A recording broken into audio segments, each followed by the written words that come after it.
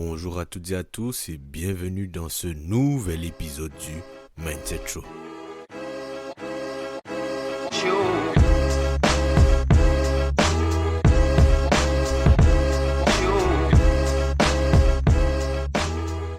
J'espère que vous allez bien et que tout se passe pour le mieux pour vous. J'espère également que vous avancez en direction de vos objectifs, que vous profitez de cette période estivale pour vous ressourcer, car l'atteinte de vos objectifs, quels qu'ils soient, est avant tout un marathon, ce n'est pas une course et qu'il est important de savoir pour faire le parallèle et la comparaison, avoir une certaine gestion de ses efforts et de sa respiration. En gros, de savoir se reposer, se ressourcer, pouvoir repartir de plus belle en direction de vos objectifs. Car le repos est aussi important que la période de travail acharné, de travail ardu. Il n'y a rien de plus beau que se reposer après une grosse période de travail, un gros travail où on est fier de nous.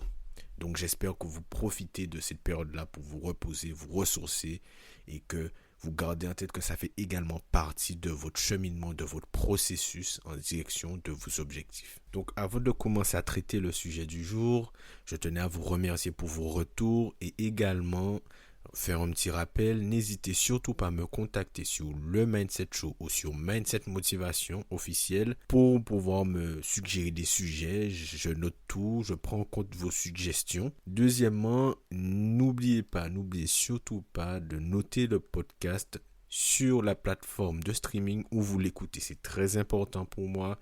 Ça me permet d'avoir un meilleur référencement, d'avoir une meilleure crédibilité et d'avoir un support de notation pour savoir si je vais dans le bon sens ou s'il y a certaines choses que je dois améliorer. Je vois tout cela comme une collaboration, vos suggestions ainsi que vos retours sont très importants et sont très appréciés. Sans plus attendre, nous allons directement rentrer dans le sujet du jour. Donc le sujet du jour, ce sera comment trouver sa voie. C'est un sujet qui m'a été beaucoup suggéré, un sujet qui est beaucoup revenu et un sujet qui est aussi au centre des préoccupations d'énormément de personnes qui sont peut-être actuellement dans une phase de reconversion professionnelle, d'orientation professionnelle, où ils se recherchent, où ils ont besoin d'être guidés.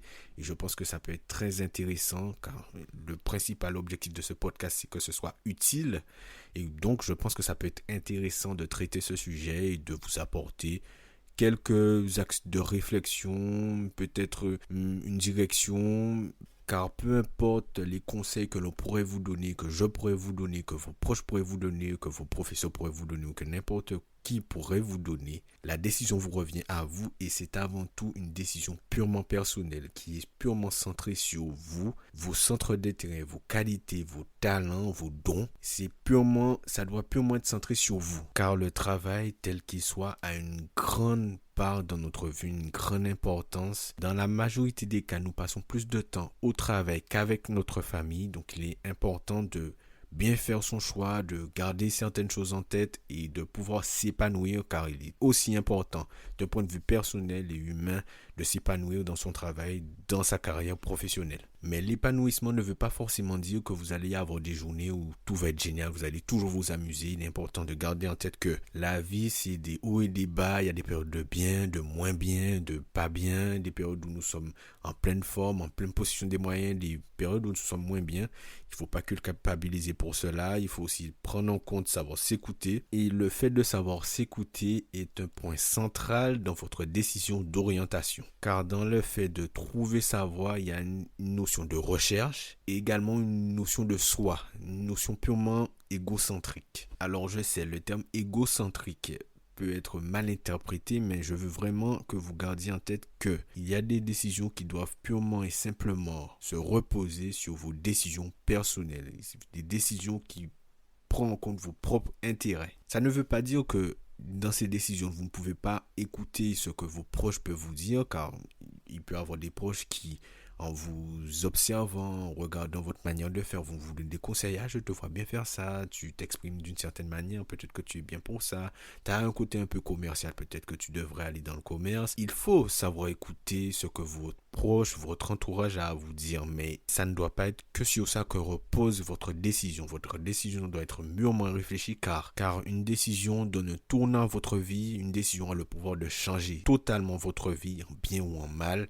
Donc il est important de garder en tête qu'une décision ça reste très important et que une décision, lorsqu'on la prend pour notre vie, elle doit être reposée sur nous, sur ce que nous pensons, sur ce que nous voulons, en prenant peut-être en compte si ça peut nous aider, nous aiguiller la vie des autres, mais purement et simplement se reposer sur nous, ce que l'on pense de nous. Car n'oubliez jamais que, comme je l'ai dit juste avant, et je pense que vous le savez également, nous passons énormément de temps dans notre activité professionnelle. Donc, nous ne pouvons pas nous permettre de prendre des décisions à la va-vite, à la volée. Il est important de bien poser le pour et le contre, de prendre les bonnes décisions au bon moment.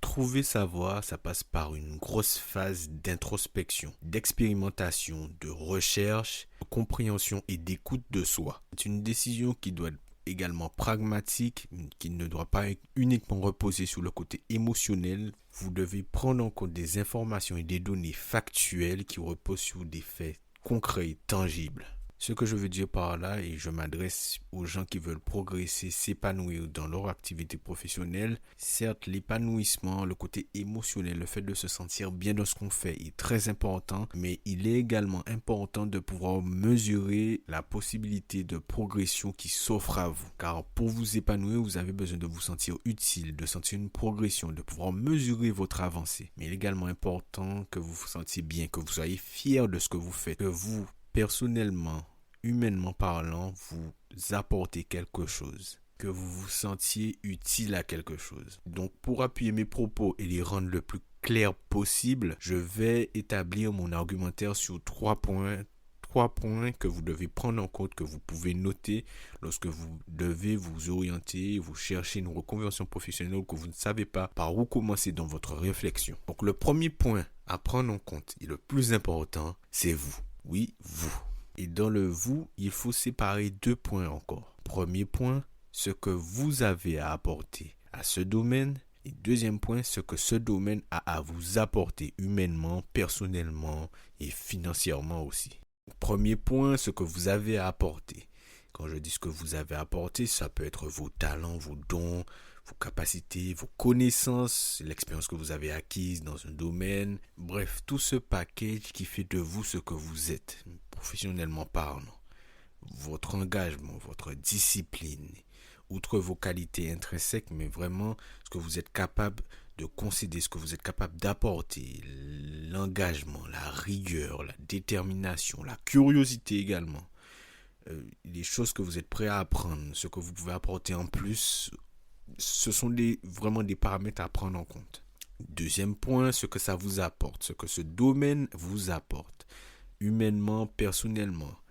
Est-ce que c'est un sujet qui vous intéresse? Est-ce que vous faites des recherches de manière totalement autonome sur ce sujet-là? Est-ce que vous avez une curiosité certaine pour ce sujet? Car si déjà de base vous êtes intéressé par ce sujet, le fait d'y travailler, de développer une carrière professionnelle, de développer une entreprise dans ce sujet sera énormément enrichissant pour vous, car vous serez en plein dedans tout le temps et ce sera presque jamais une corvée pour vous.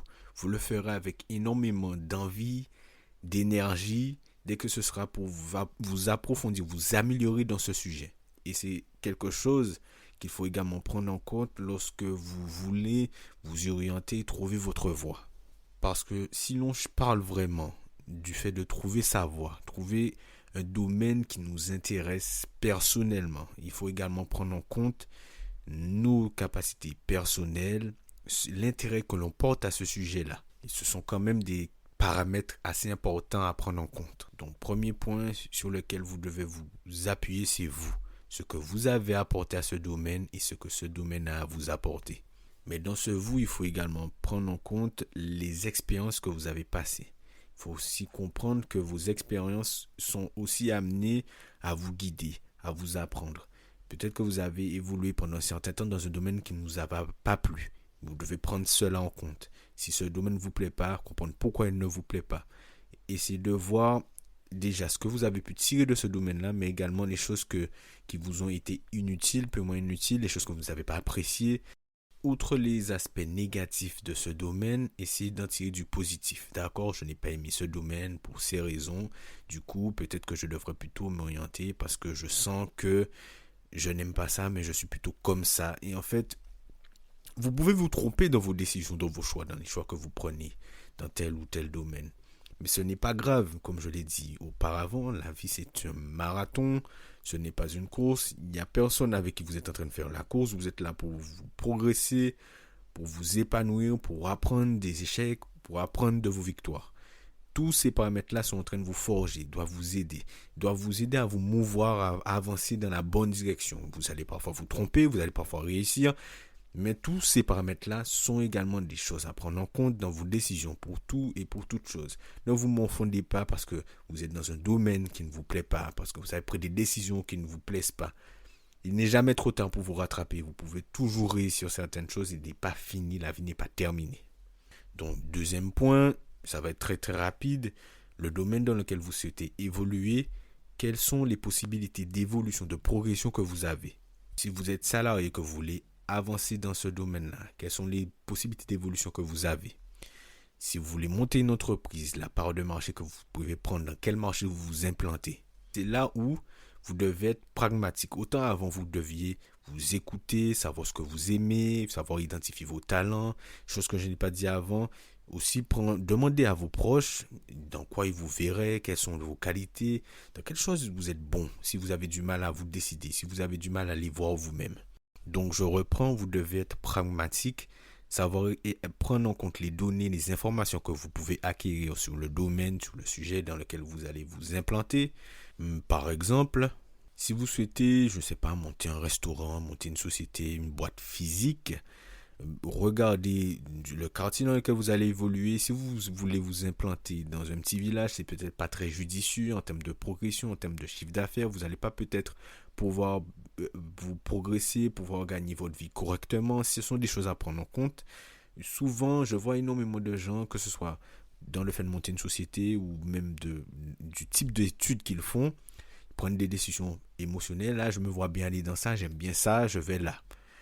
Oui, mais si tu ne peux pas trouver de travail, si tu ne peux pas trouver de clients, ce n'est pas très intéressant parce que là, on ne parle pas du fait d'avoir un hobby, on parle de quelque chose qui est censé vous faire gagner votre vie. Donc, il faut prendre tous les paramètres possibles et imaginables en compte. Il ne faut pas uniquement prendre des décisions purement émotionnelles. Certes, vous devez vous épanouir. Comme je l'ai dit avant, vous devez prendre en compte ce que vous pensez, ce que vous voulez, vos expériences, vos talents, vos qualités, l'intérêt que vous portez à ce sujet. Mais la notion de progression, l'évolution que vous pouvez avoir et la rémunération que vous pouvez en tirer, la qualité de vie que vous pouvez en tirer, que ce soit en termes financiers, mais également en termes de travail, si vous avez un certain intérêt, si ça ne ressemble même pas du travail pour vous, c'est quand même très important de prendre en compte ces choses-là. Si vous passez 7-6 ans de votre vie à l'école à étudier un sujet, à vous battre, à obtenir un diplôme dans un domaine qui n'a pas d'avenir, où vous allez avoir du mal à trouver du travail, où il y a des gens qui sont bien implantés, qui n'ont clairement pas envie de laisser leur place,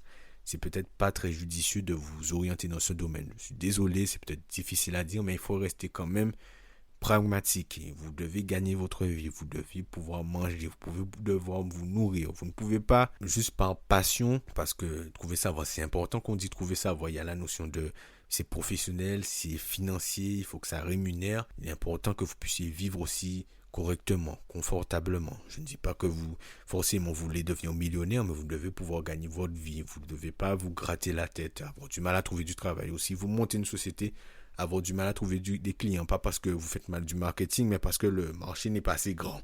Donc, prenez en compte les données factuelles, les informations que vous pouvez avoir, auxquelles vous avez accès.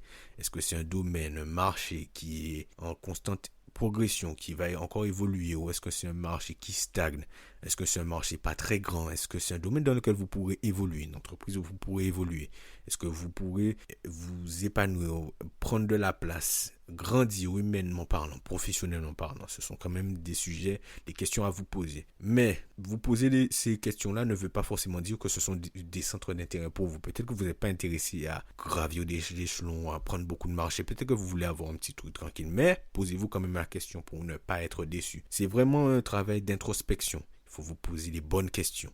Une fois que vous savez tout ça, prenez une décision en fonction de ça, en fonction de ce qui vous correspond. Est-ce que vous pouvez évoluer dans un domaine à forte progression dans lequel le niveau de pression et de stress est assez élevé?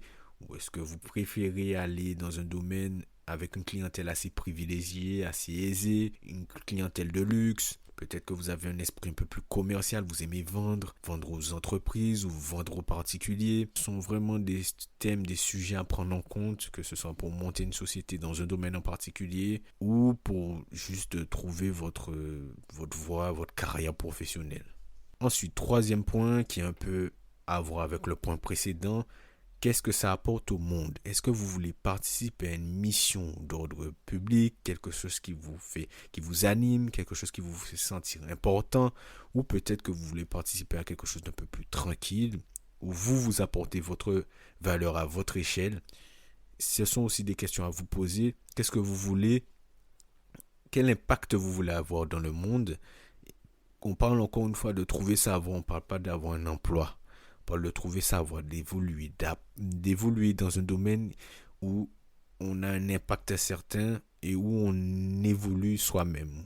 Les deux sont en corrélation. Moi, lorsque j'entends comment trouver savoir ou dans quelle voie puis-je m'orienter, j'entends par là dans quel domaine je peux apporter ma touche à moi, ce qui fait de moi ce que je suis, mon authenticité, mon unicité, mes qualités, mais également mes défauts, ce qui fait de moi ce que je suis, dans quel domaine je pourrais apporter cette touche-là et changer, apporter mon changement, apporter ma pierre à cet édifice-là. C'est ce que j'entends.